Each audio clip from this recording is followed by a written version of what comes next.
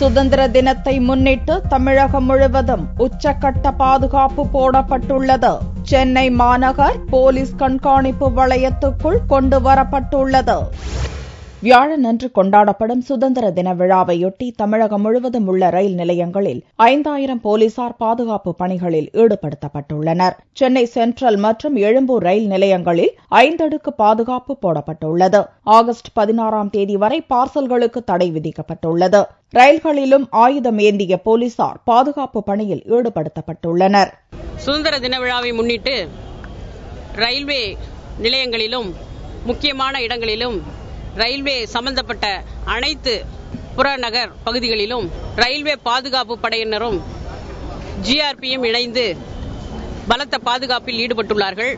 தமிழகம் முழுவதும் 5000 காவல் ஆளுநர்கள் அதிகாரிகள் பாதுகாப்பில் ஈடுபட்டுள்ளார்கள். இதுபோல சென்னை விமான நிலையத்தில் 7 அடுக்கு பாதுகாப்பு போடப்பட்டுள்ளது. வாகனங்கள் மோப்பநாய் உதவியுடன் சோதனை செய்யப்படுகிறது. தமிழகத்தில் முக்கிய நகரங்களிலும் பாதுகாப்பு பலப்படுத்தப்பட்டுள்ளது. மக்கள் அதிக அளவில் கூடும் இடங்கள், வழிபாட்டு தலங்கள் கண்காணிக்கப்பட்டு வருகின்றன. புதுவையில் தங்கும் விடுதிகளிலும் சோதனைகள் மேற்கொள்ளப்படுகின்றன. திருச்சி விமான நிலைய கட்டுப்பாட்டு அறைக்கு வந்த தொலைபேசி அழைப்பில் சுதந்திர தினத்தன்று முக்கிய இடத்தில் குண்டு வெடிக்கும் என்று மிரட்டல் விடுக்கப்பட்டது. இதையடுத்து திருச்சியில் 700 போலீசார் மெட்டல் டிடெக்டர் உதவியுடன் தீவிர கண்காணிப்பில் ஈடுபட்டுள்ளனர். திருச்சி விமான நிலையம், மத்திய பேருந்து நிலையம், சுதந்திர தின விழா நடைபெறும் அண்ணா விளையாட்டரங்கம் ஆகிய இடங்களில் பாதுகாப்பு பலப்படுத்தப்பட்டுள்ளது. நகரின் முக்கிய இடங்களில் கண்காணிப்பு கேமராக்கள் பொருத்தப்பட்டுள்ளன.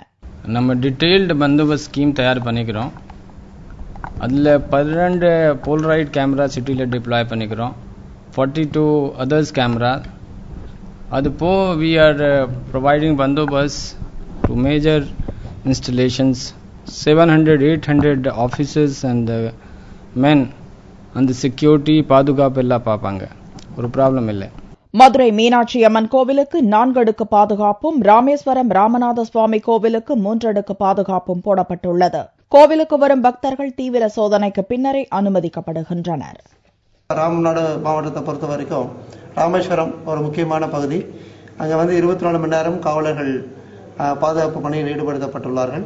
அதில் கேமரா மூலமாக வரக்கூடிய எல்லா நபர்களையும், எல்லா பக்தர்கள் மற்றும் அங்கு சுற்று வட்டாரத்தில் இருக்கக்கூடிய எல்லாரையும் வாட்ச் பண்ணுறதுக்காக ஒரு 12 கேமரா ஆல்ரெடி நாம் இன்ஸ்டால் பண்ணியிருக்கோம்.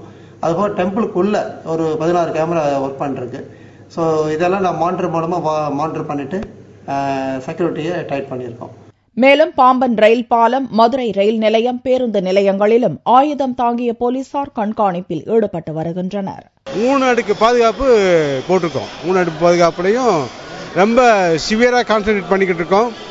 ஒவ்வொரு ட்ரெயினுக்கும் ஆயுதம் ஏந்திய போலீஸ் எஸ்கார்ட் போறாங்க. ட்ராக் பட்ரோலுக்கு இப்ப ரிஃப்ளெக்டர் ஜாக்கெட் ஒன்று கொடுத்துருக்காங்க. நைட்ல ஏதாவது வண்டி ஏதாவது ஆயிடுச்சு அப்படின்னா ஒவ்வொரு போலீஸ் மண்ணுக்கும் ரிஃப்ளெக்டர் ஜாக்கெட்டோட ட்ராக் பட்ரோல் போறாங்க. அவங்க ட்ராக் பட்ரோலே இருப்பாங்க. அதனோட எந்த அசமாவும் நடக்காம. இதேபோன்று கோவை, நெல்லை பகுதிகளிலும் போலீஸ் பாதுகாப்பு உஷார்படுத்தப்பட்டுள்ளது. கோவை சர்வதேச விமான நிலையம் போலீஸ் கண்காணிப்பு வளையத்துக்குள் கொண்டு வரப்பட்டுள்ளது. கோவை மாநகர போலீசாருடன் இணைந்து 2 பட்டாலியன் சிறப்பு போலீசாரும் பாதுகாப்பு பணியில் ஈடுபட்டுள்ளனர்.